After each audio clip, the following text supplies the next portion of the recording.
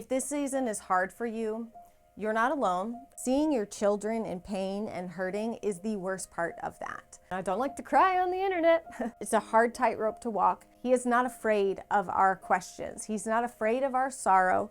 He's not afraid of our anger. This is the time, y'all. This is the time of year where like the crunch can crunch. Everything that is supposed to be fun and joyous and enjoyable about the holidays becomes nothing but stressful, anxiety-filled, just robs us of all of the joy of the holidays.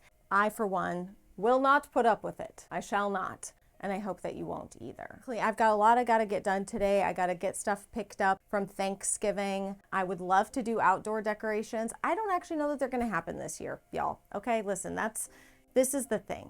I know that we see all of this on social media of like everybody has these beautifully decorated porches and everybody's doing crazy things with Garland. It's like Garland is having a comeback baby. Great for Garland, happy for it. Couldn't happen to a better decor piece. But maybe your life is utter chaos, okay? Maybe things are going on in your life that are tough and you're not getting to the decorations and stuff. I did decorate the inside of the house for Christmas. I got that done before Thanksgiving. Y'all know me, all right? I like start the Christmas spirit basically the day after Halloween. I've always been that way. Long before social media was a thing, I started listening to Christmas music right after Halloween. But here's what I want you to know, I guess, is that if this season is hard for you, you're not alone. I haven't talked about any of this stuff yet, but I'm just gonna like word vomit it to you so we can get it out of the way and move past it and carry on, because it feels like, again, like another elephant in the room. And y'all know I do not like doing videos like this, and I do not like that I feel like I've had to do them way more frequently lately. Before I can continue on, I have to tell you about the bad things that have happened since I last saw you, because some of them are really bad and I can't just pretend like they're not real. If you are having like a joyous, what is beeping? If you are having like a joyous and happy time, don't let some of my hard stuff bring you down, right? We are plowing through, okay? But also, if you are having a hard time, I just want you to know you're not alone. I didn't talk about any of this stuff yet. According to the rules, I'm supposed to keep moving the clip so that you don't get bored and I keep you visually interested. But quite frankly, the things that we have to talk about are not exciting, happy thing. Pretend like I'm keeping your interest, okay? Sorry, I'm just breaking all of the rules of hooks and intros and editing and quick editing and all that kind of stuff. Y'all remember, I'm sure, that last year in December, Maverick, we had two kitties, two Siberian kitties, Maverick and Goose. Maverick passed away last December, shortly before Christmas. He started having some kidney issues and stuff. We took him to the vet back and forth a bunch. He had a surgery and he was having like urinary tract issues. He had these crystals that kept appearing. He basically went into like kidney failure. We thought he was getting better. He had surgery. He was recovering. We had him in like a little segregated place of the house where he could recover in peace. And we just went in to feed him one night and he was unalive on the floor. We lost Maverick in December of last year. That was really hard, but Maverick was always the more like standoffish kitty. He was way more cat-like, okay? And then Goose. Goose was more like a dog than a cat. Goose was a special cat. If you have an orange tabby colored cat, then you know there's like a thing about these orange cats. They just have like fun personalities. They're great cats. Maverick was a great cat too, but Goose was daily and involved like member of our family, unlike most cats that we've ever had before. And especially Amelia. Millie and Goose were like two peas in a pod. They snuggled every morning. He just turned into a limp noodle whenever she came around. She could do whatever she would. She'd just carry him and he just was like, sure, carry me. They had such a bond. And a few weeks ago, he started getting sick. He started throwing up, then he wasn't eating at all. We thought maybe he got into something, and within a few hours he was laying with his head in the water bowl with his mouth hanging open and his tongue hanging out. So we rushed him to the emergency vet, and at first they thought that he had eaten like some kind of chemical or poison because of stuff that was going on with his tongue.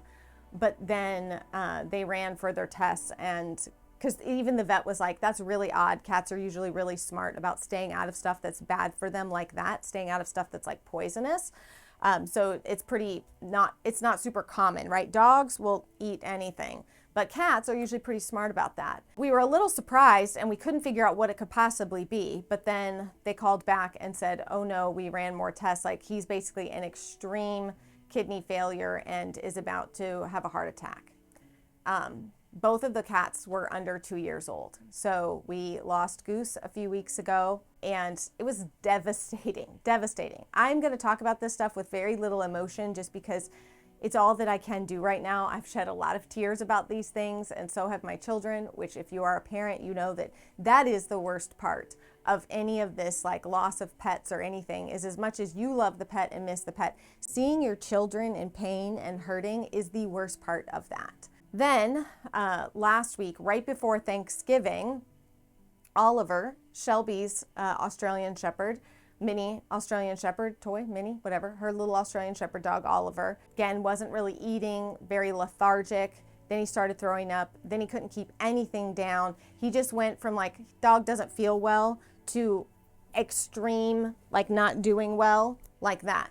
So we rushed him again to our vet here. They said, we're gonna keep him. They kept him overnight. They gave him fluids. They ran some tests. They couldn't find anything. In the blood work, they couldn't find anything. And they were thinking it was an impaction, like that he had eaten something. And Oliver is kind of famous for eating anything he finds in the yard. The farrier had just been here. The dogs were chewing on horse hooves, which is usually not a problem. But again, we were just like, we had no clue what to do. There was nothing that was working. They were giving him anti-nausea medication. He could not keep anything down. So they suggested we could do like an exploratory surgery because they thought that he likely had something just stuck in his stomach and intestines. They did an x-ray, couldn't see anything, but they're like, if it's a certain, cloth, certain things don't show up on x-ray. Whoops. It's going to be expensive, but there was nothing else we could do. We weren't just going to sit there and watch him pass away without at least trying something. They did the surgery and they told us they'd call us as soon as they found something. It was a few hours and I was like, this is not good. So they finished the surgery and came back and were like, we couldn't find anything. So they said, we're going to give him some strong antibiotics. We're going to run some more tests. We're going to keep giving him all the same fluids and anti-nausea medication. And they're just basically like, continue to test and see if they could figure it out. The next morning they called us and said that he passed away that morning. And upon his passing, they decided to run some other tests that they don't normally run, which is a test for parvo. Because if you know anything about dogs, parvo affects puppies typically. Like, it does not usually result in a passing away of older dogs. And they ran the test, it came back positive for parvo, and the vet described it as like a rare and kind of like wild variant of it. What we're thinking is that perhaps, y'all know we've got foxes and stuff around here. What we're thinking is perhaps Oliver found some poop under a bush, ate it, and it was fox poop, and it had this kind of aggressive, very aggressive strain of parvo in it. None of our other dogs have fallen ill, so perhaps they were strong enough to fight it. But the vet told us that basically, like, in his 30 years, Oliver is the oldest dog he's ever seen pass away from parvo by far. Oliver was turning 3 on Christmas Day this year. His birthday is Christmas Day, and he was turning 3. I think he said like a year and a half was the oldest dog he'd ever seen pass away from parvo. As you can imagine, Shelby was wrecked. We were all wrecked. Oh, this is the one that's gonna be hard for me because it's the closest in time. Goose happened a few weeks ago. Oliver happened much more recently. Dang it. I don't like to cry on the internet. Ripping out the heart of my daughter, who has loved this dog and trained him. And I mean, just the two of them were just sickening together. I tease her all the time because we lay down to watch movies for like family movie night, and she's laying on her side and spooning Oliver, and he curls up like this and she spoons him. And I'm like, I tell her, I used to tease her. I was like, whenever you start dating or like get married or something, this poor dog is not going to know what to do with himself because he just was absolutely crazy about her and she was crazy about him. And for her as a teenager, this is her baby, and it was so sudden and it was so completely out of the blue and just like wild and weird. And what is happening. And now I'm panicking as well because I'm thinking, okay, well, are other dogs all going to get sick and stuff? So anyway, so the vet ended up coming out here and just giving all of our dogs an updated parvo shot just to be on the safe side. He waited a little while so that should their body be fighting it off on its own, that, you know, you give them the vaccine and it's going to make their immune system weaker. So they wanted to wait and do that like a week out. So he actually just came out yesterday. And the day before, we got Oliver's ashes. We had him cremated, and so Shelby got a beautiful little wooden box with his name on it and his ashes in it. And I don't want to share too much about other people in my family, but my sister lost her dog, Honey. It's just been like boom, boom, boom, boom, boom, like one thing after another. Tragic, all of it tragic, all of it like unpredictable. Nothing that was like anything anybody, you know, could have seen coming or did wrong to cause it to happen. It's just like these freak things. And, you know, my mom and I talked the other day and we're like, since 2020, there have been so many just tragedies in terms of people in our lives passing away tragically, unexpectedly, or, you know, both of my grandmothers have passed away since 2020.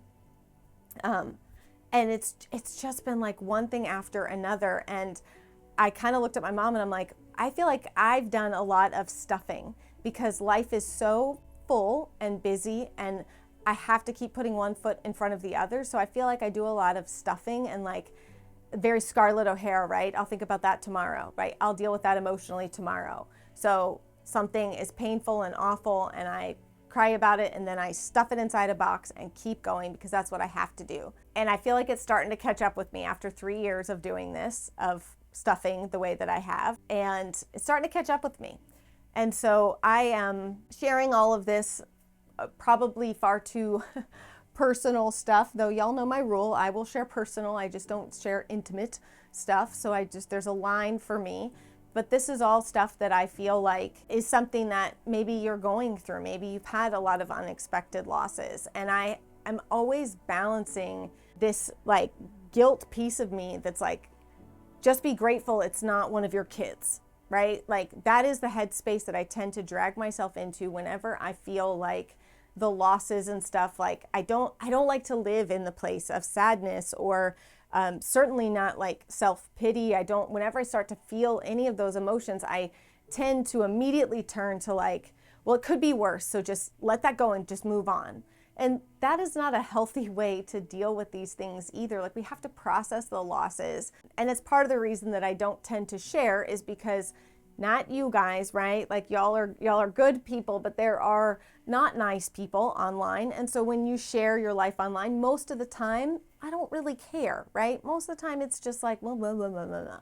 But when it's something like this and I share and then I get like snarky comments where people will immediately turn it into like, but they have it worse or other people have it worse. It can be hard to know like how to share these things because I'm just like I tell my children, right? Like it's perspective, okay? So I'm not sharing this as though this is the most earth-shattering, worst thing that's ever happened in the history of the world. There's a lot of things going on in the world right now, and there's a lot of things, awful things going on in people's lives and stuff. So, but the problem is that if you're like me and you tend to stuff those things and feel like you don't really have a right or a place to feel too much sadness or sorrow because other people have it worse. That's not a healthy way to go through life. It's not a way to process things. And, you know, we have to remind ourselves that we only know what we know emotionally, right? Like the bandwidth, the good and the bad. We only know what we know. And we all go through the highs and the lows. But if we rob ourselves of ever allowing ourselves to feel the emotions of the lows, to process them,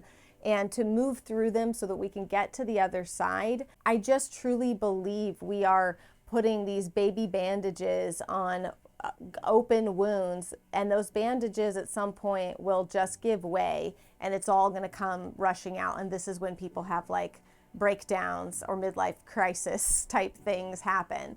And so I don't want to end up there. So I feel like This holiday season has been tough because I am really trying to do everything I can to stay in the joyous, the happy, the grateful. I'm trying to keep the perspective while allowing the sorrow to walk side by side. And that is something that it's a hard tightrope to walk. It's one that when we share online, when we share on social media, when we see things on social media, that gray, there's just not a lot of room for that nuance in things. And it's been one of the most frustrating parts for me about doing this as a job, sharing things online, like trying to navigate that, is that we live in nuance, and we don't live in black and white for everything. There's some things that are black and white, but a lot of stuff isn't. And so it makes it hard to know how to show up, what to share. But I guess at some point I've just come to realize that I can't control the atmosphere of the entire online space. The only thing I can do is choose to show up in a way that feels real to me, that feels like I'm being true to myself, that I'm being honest. That means I'm just going to tell it like it is for me, which is that it's possible to have grief and sorrow walk side by side with joy and gratitude, and that we can be in both places at the same time. And we often just kind of like move and flow in and out of both of those. So if you are in a season of your life right now, particularly during this holiday season, that you are in that, like trying to hold these two things at the same time, trying to hold the grief and the sorrow that you feel for something or someone or some event, but also the joy and the perspective and the gratitude for your life and what you have and your blessings, that we can hold those two things. And you know, I don't get super preachy on here very often, but I said this to Shelby when she was sobbing her eyes out with Oliver, is that like, it's really important to remember that God is a big boy, and he is not afraid of our questions. He's not afraid of our sorrow. He's not afraid of our anger. We don't have to pretend like we can't go to him with all of those things. And I think sometimes the Christianese and some of the Americanized version of prosperity, gospel Christianity, and things like that, they make it seem like if you just stay in this posture of like, just, okay, Lord, thank you for that, that terrible thing that happened. Thank you for that, that he's just gonna keep raining down blessings upon you, that it's this thing that you can do to earn these things. And I think that's a dangerous message personally, because the truth is that there's a lot of people in this world that are going through some very hard and dark things, and that if we try to pretend like as Christians the only thing that God can handle is our praise, the only thing that he can use and work, and the only way that he can speak to us, and the only way that he can teach us and lead us is when we are putting on a happy face all the time and just pretending like everything's okay. But God is a parent figure. I'm a child. He's a parent figure, and I go to him with all of my emotions, good, bad, or otherwise, just like I want my children to do with me. Imagine if we told our children they could never bring us their anger, they could never bring us their hurt, that we would reject them with those emotions, that we could only tolerate their praise of us. I think we'd all agree that that would be very terrible parenting. So I just want to encourage you that too, whatever it is that you're going through, that God can handle that too, good, bad, or otherwise. I don't like to get super preachy on here, but as I always say, preaching to myself, right? Like these are the things that I have to say to myself, and I say them to you as well, because maybe they will help you too. Really started this off with a bang, didn't we? Guess that means it's time for a position change of the camera. I made this terrible joke to CR the other day that I feel like this is how I envision the internet right now, okay? With TikTok, Instagram, YouTube, Shorts, Reels, I envision it like I am a 1800s saloon girl dancing on top of a bar, and then sitting at the tables are all of these, like the head of Instagram, the person who runs the algorithm, YouTube Shorts, like all these bigwigs from all these social media platforms. They're sitting at the tables, and they all got their little 6-shooters, and they're pew, pew, pew. And I'm up there dancing, trying to avoid the bullets, just trying to make them all happy. Dang near broke my microphone, so maybe I shouldn't dance. But you get the idea, right? I just feel like I'm like a dancing circus monkey right now, trying to make all of these platforms happy. And it's very aggravating and frustrating, to be honest, because what it's not promoting is, like, in my opinion, is a whole lot of authenticity. It's just asking people to keep feeding the animal the thing that it wants no matter what. And as somebody who's been creating content online for 10 years almost at this point, really, it's incredibly frustrating because it just feels like everything has become just like the MTV version where it's like you got to have cuts every 3 seconds, or MTV made that like a thing where they would cut what you were looking at like every 3 seconds or something. And now that's kind of like the standard, right? Short form content, faster moving, like move the camera, do all these things. And there's certainly a way to do that and still be authentic, but dang, is it just like, I guess, exhausting to me. I promise I'm not trying to complain. It's just comical to me that it's like, dance for me, senorita, dance, dance, dance. And then you do something and it's like, we like that, yes. And then tomorrow they're like, no, we don't like that anymore. So as I was saying, we need to put away Thanksgiving decor, maybe pull out some Christmas decorations. And then what I am focusing on for December is like holiday memories with my kids. And that's the other thing I want to encourage you, that holiday memories with your kids do not have to be grandiose, extravagant, okay? Again, I see all this stuff on social media that's like these insane smorgasbords of like hot chocolate things. I love so much of the like creativity and the art of that. And I know why people are creating content like that, because it performs, and what performs is like bigger, better, grander, right? So it can't just be a hot chocolate bar that you make for your kids. Now it has to be a hot chocolate, your whole table, and there's going to be all of this stuff all over it, these insane like chocolate fountains and stuff. It's just bigger, bigger, more, as long as we keep it in that place in our head that like, wow, that's cool. And I know that person did that because they knew it was gonna like get them views and stuff. Nobody's really making things that extravagant for their kids to watch a Christmas movie, right? Like, so we have to keep that in the correct place. I love busting out our Christmas mugs and making some homemade hot chocolate and doing the little marshmallow skewers and stuff, but just a regular old cup of hot chocolate's great too. You know, we don't have to go so overboard. So I just want to encourage you that whatever activities you're trying to plan for, that's what we're doing, is trying to figure out like, what can we squeeze in, what can we do for the holidays that will be fun and memorable, that isn't going to be insanely expensive, and that isn't going to take me like 4 days to set up just so that I can say that I did this extravagant thing, okay? 2024, you're going to see some changes. We're making some plans, some changes for this channel specifically for 2024. You might want to stick around if you know, maybe you don't. I'm not going to tell you what to do with your life, but you might want to stick around. We're going to make some changes.